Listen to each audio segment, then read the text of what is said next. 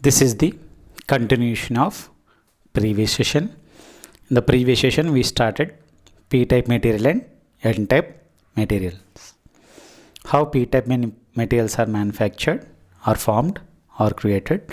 How now we are going to understand about n-type materials. So I'm considering the same silicon structure what we considered in the previous session. So here every silicon atom, I'm showing 4 holes as in the previous session.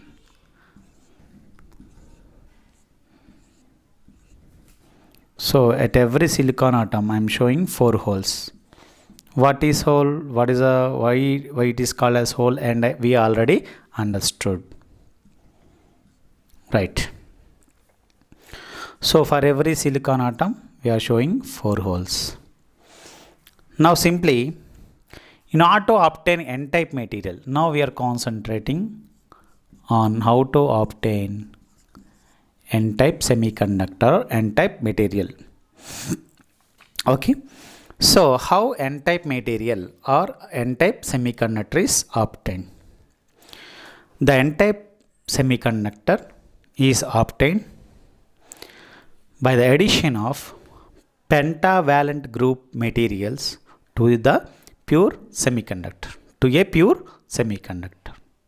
Pure semiconductor story we understood already. Pure semiconductor number, atomic number is 14, so it requires 4 electrons to attain the stable state. Okay, so pentavalent, we require pentavalent materials.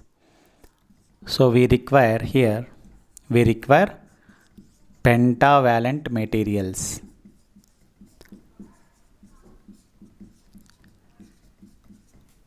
So pentavalent means how many electrons in the valence orbit? How many valence electrons are there? 5 electrons. These materials belongs to which group? 5th group. Why they belongs to 5th group? They have 5 electrons, 5 valence electrons. Now, now we need to consider the silicon layer like this. We need to consider the silicon layer as previous. Okay, and we need to send pentavalent material or pentavalent gas. Pentavalent material. So the common pentavalent means how many electrons? 5 electrons. Pentavalent means how many electrons? 5 electrons. So 5 electrons for every atom, 5 electrons. So 5 electrons will try to combine with the atoms of silicon atoms. So how many electrons are there? 5 electrons. How many holes are available? 4 holes are available. So now I am showing out of 5 electrons, 4 electrons will occupy all the holes. 1 electron remain unbonded. Similarly, 5 electrons for every atom are available. So 4 electrons will be bonded with the 4 holes. 1 electron is unbonded. 1 electron is unbonded. Similarly here, 4 holes, electron left. Here also 4 holes, 4 electrons occupies 4 holes, electron is left. 4 holes here also. So hole, and in the hole 4 holes are available, 4 electrons will occupy 4 holes, 1 electron left. 4 electrons occupies 4 holes, 1 electron left. So which is left here? Which is left unbonded here? Which is left unbonded here? Electrons left unbonded. Very simple. So more number of electrons are available.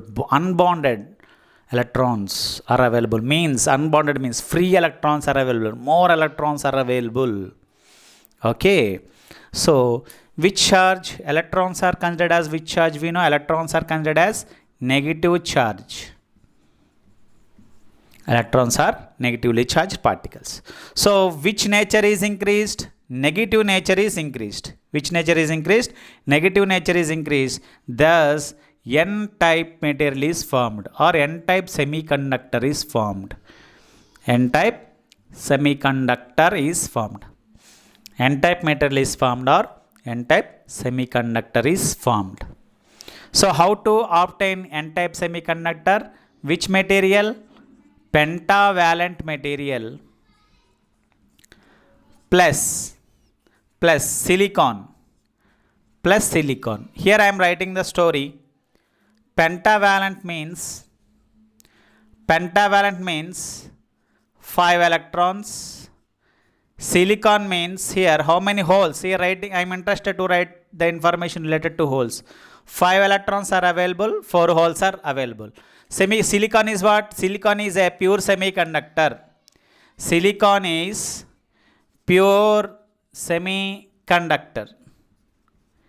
Silicon is pure semiconductor. So pentavalent means 5 electrons. Silicon means 4 holes.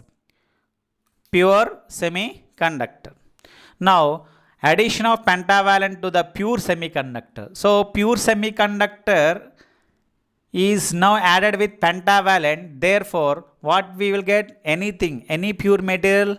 If we mix anything to the pure material, it will become impure material. So pentavalent here is impurity.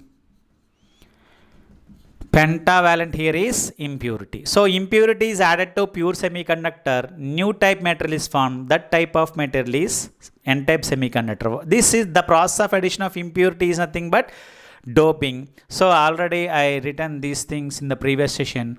Once again I am showing. So we have doped the pure semiconductor with pentavalent material to obtain N-type semiconductor. Generally all electrons will occupy, 5 electrons are there. Out of 5, 4 electrons will occupy 4 holes, but due to some non-perfection in the bonding, some holes are left. Some holes, very minute, very less number of holes are left unbonded with the electrons. So here holes are less in number, electrons are more in number. So in N-type material, electrons are considered as majority charge carriers. Majority charge carriers. Majority charge carriers. Whereas holes are minority charge carriers. Majority charge carriers and holes are minority charge carriers. Thus N-type semiconductor is formed, or N-type material is formed. In the previous session and this session we have observed how N-type material and P-type materials are formed. Now in the next session we will understand about how diode is formed, how power diode is formed. The power diode is used in electrical power systems which can withstand very high voltages and very high currents and very high powers. In the next session we will understand the diode fabrication and the characteristics of diode also. Because if we learn the characteristics of diode, it becomes very easy for us to understand the forward characteristics and reverse characteristics of thyristor, because so many questions are asked from the thyristors concept. Now before going to end this session, I want to give the list of trivalent materials. Trivalent materials which are used for obtaining P-type semiconductor and P-type semiconductor. So trivalent materials are boron, aluminum,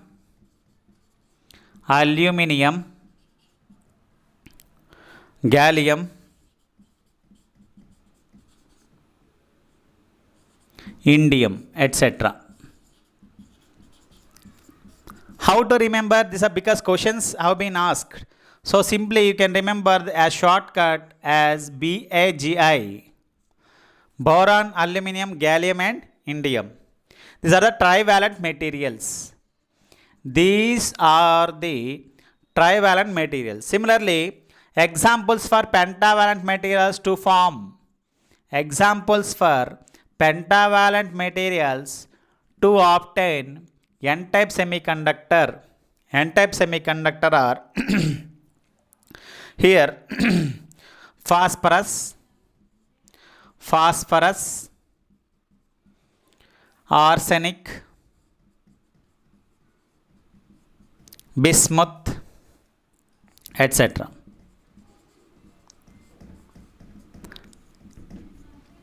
Phosphorus, arsenic, bismuth, etc. These are the examples for trivalent materials used to obtain P-type semiconductors And these are the examples for these are the examples of pentavalent materials to obtain the n-type semiconductors. In the next session, we'll understand diode, fabrication of diode and power diode.